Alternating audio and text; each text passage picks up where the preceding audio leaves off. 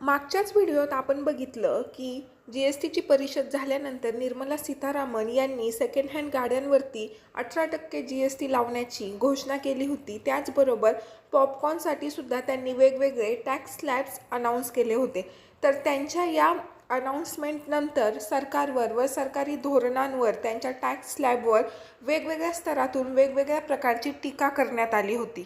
आता या टीकेची धार कमी करता यावी म्हणून सरकारने येणाऱ्या अर्थसंकल्पामध्ये 15 लाखापर्यंतच्या उत्पन्नावर टॅक्समध्ये सूट मिळेल असं सूत्रांकडून माहिती मिळत आहे, जेणेकरून मध्यमवर्गीय लोकांना ह्या आर्थिक मंदीच्या काळात थोडंसं महागाईशी लढण्यासाठी थोडंसं बळ येईल आणि त्यांना टॅक्स जो भरावा लागत आहे तो थोड्याफार प्रमाणात का होईना कमी होईल असं सरकारचं उद्दिष्ट आहे।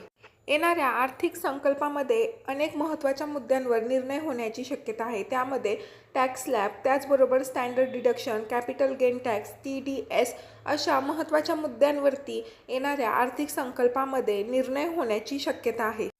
आता 15 लाखापर्यंतच्या उत्पन्नावर टॅक्स कमी केल्याने त्याचा काय परिणाम होईल, त्याचे काय काय फायदे होतील किंवा सरकार असा निर्णय का घेत आहे, वेगवेगळ्या गोष्टींवर सरकार विचार का करत आहे, हे सगळीच माहिती आपण आता येणाऱ्या व्हिडिओमध्ये पाहू।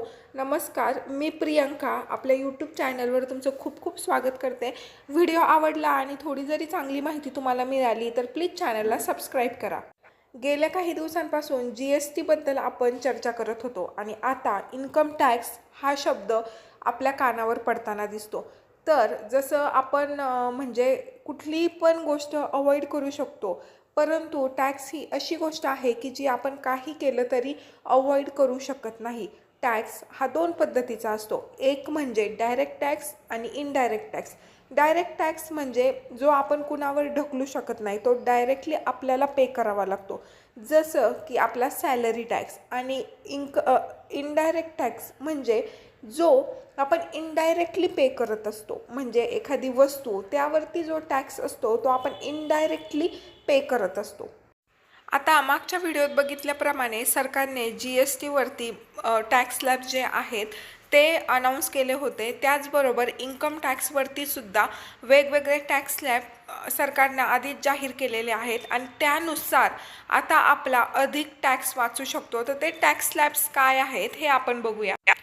आता तुमचं जर उत्पन्न 3 लाखापर्यंत असेल तर त्याच्यावर कुठलाच टॅक्स नसेल। त्यानंतर 3 लाखापासनं 7 लाखापर्यंत जर तुमचं अर्निंग असेल तर त्याच्यावर तुम्हाला 5% टॅक्स द्यावा लागणार आहे।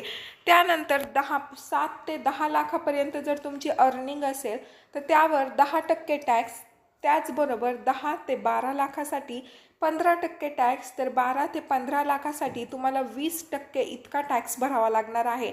आणि तुमचं उत्पन्न जर 15 लाखापेक्षा जास्त असेल तर त्यावरती तुम्हाला 30% टॅक्स, ज्यालाच आपण डायरेक्ट टॅक्स म्हणतो, तो भरावा लागणार आहे।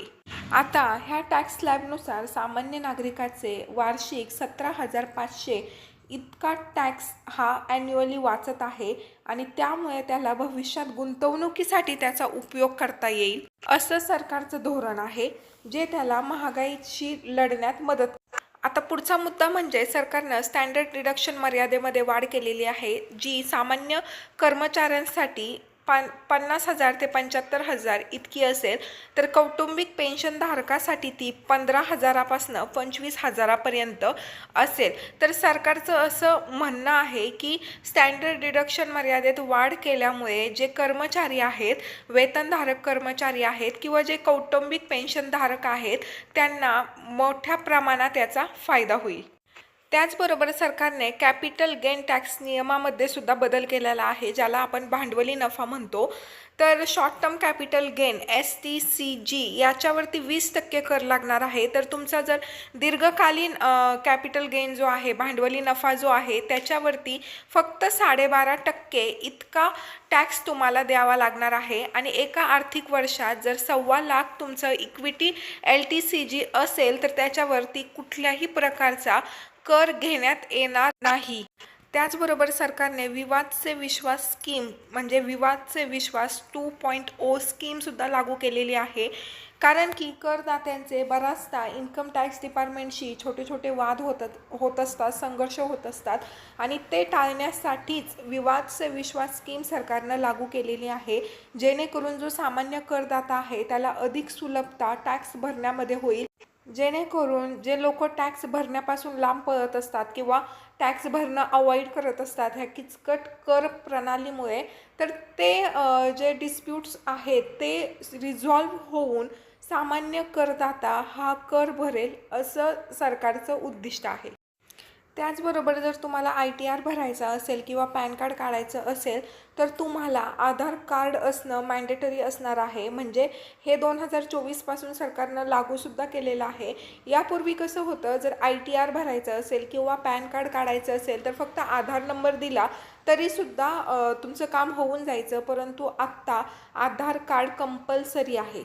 आता बघा, आपल्या देशामध्ये लाखो नोकरदार कर्मचारी आहेत आणि त्यांना TDSमध्ये काहीतरी सूट मिळावी अशी अपेक्षा आहे. तर येणाऱ्या अर्थसंकल्पामध्ये याच्यावर सुद्धा सरकार निर्णय घेण्याची शक्यता आहे, कारण की त्यांच्या TDSमध्ये जी काही त्यांची रक्कम वजा होती तर ती कमी करण्याचा सरकारचं धोरण आहे. आणि याच्यासाठीच म्हणून केंद्रीय प्रत्यक्ष कर मंडळाने एक फॉर्म जारी केलेला आहे, जो 12BAA असा फॉर्म आहे. आणि जो करदाता आहे त्याला जर त्याच्या TDSमध्ये डिडक्शन करायचं असेल तर त्यांनी हा फॉर्म भरायचा आहे आणि तो जिथे नोकरी करतो त्या ऑफिसमध्ये हा फॉर्म सबमिट करायचा आहे. त्यामध्ये पगाराव्यतिरिक्त इतर जे सोर्सेस आहेत त्याच्यातून कापलेला TDS आणि त्याच्यावरील कर संकलन ह्या गोष्टी नमूद करणं आवश्यक आहे. आता याच्यामध्ये FD, इन्शुरन्सचं कमिशन, इक्विटी शेअर्समधून मिळणारा डिव्हिडंड, कार खरेदी इत्यादी गोष्टी नमूद करता येणार आहेत. आता सरकारचं TDS कमी करण्यामागचं जे उद्दिष्ट आहे ते म्हणजे सामान्य कर्मचाऱ्यांकडे कॅश फ्लो कसा वाढवता येईल. आणि एकंदरीतच याच्यातून आपल्याला हे लक्षात येतं की सरकारचं हे धोरण आहे की करामधून सामान्य जनतेला मुक्ती कशी मिळेल, त्यांच्यावरचा कर कसा कमी करता येईल आणि त्यामुळे सामान्य कर्मचाऱ्याला कशा पद्धतीने रिलीफ मिळेल, हेच सरकारचं धोरण आहे. आता भारतामध्ये सर्वाधिक टॅक्स भरणारा जो वर्ग आहे तो 10 लाखाच्या उत्पन्नाच्या रेंजमध्ये आहे आणि त्यामुळे TDS कपातीचा त्याचबरोबर इन्कम टॅक्स कपातीचा सर्वाधिक फायदा हा सामान्य करदात्याला मिळणार आहे आणि त्यामुळे त्याच्याकडची जी बचत आहे ती वाढणार आहे. आता गेल्या काही दिवसांपासून आपण बघत आहेत की महागाई ही प्रचंड वेगाने वाढत आहे. त्या वेगाने जो सामान्य करदाता आहे त्याचे पगार किंवा त्याचे पॅकेजेस काय वाढत नाही आहेत. म्हणजे महागाई जर सशाच्या गतीने पळत आहे तर पॅकेजेस हे कासवाच्या गतीने सुद्धा पळताना आपल्याला दिसत नाही आहे. आणि दुसरीकडून GSTच्या माध्यमातून सरकार टॅक्स कलेक्ट करत आहे, इन्कम टॅक्सच्या माध्यमातून सरकार टॅक्स कलेक्ट करत आहे. म्हणजेच जो सामान्य करदाता आहे त्याची सर्वांकडूनच कोंडी होताना आपल्याला दिसत होती. तर आता जे नवीन इन्कम टॅक्स स्लॅब्स आहेत आणि TDS कपात हे जे धोरण सरकारने आणलेलं आहे नवीन येत्या आर्थिक वर्षामध्ये, यामुळे सामान्य जो करदाता आहे त्याला चांगल्या पद्धतीनं रिलीफ भेटेल आणि त्यामुळे त्याला जो त्याच्या मनातला जो रोष आहे तो थोडाफार प्रमाणात कमी करण्याचा प्रयत्न ह्या मार्गातून सरकार करण्याचा प्रयत्न करत आहे. तर व्हिडिओ तुम्हाला कसा वाटला नक्की कमेंट करून मला सांगा. आवडला असेल तर प्लीज लाईक करा, चॅनलला सबस्क्राईब करा.